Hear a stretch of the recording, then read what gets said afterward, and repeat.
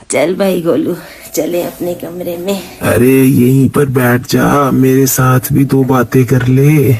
नहीं, अब जाते हैं। मैं और मेरा पोता अपने कमरे में जाके आराम करते हैं।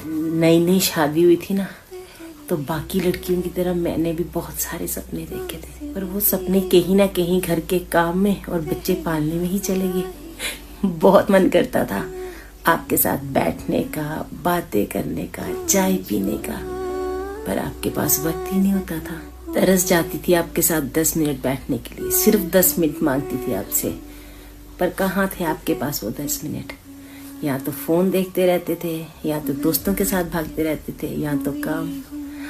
आज आपके पास वक्त ही वक्त है, पर मेरे पास मन ही नहीं है। याद है आपको, अपने शौक के लिए मैं आपसे पैसे मांगा करती थी और आप कभी नहीं देते थे। और शौक की उम्र में मैंने सब्र कर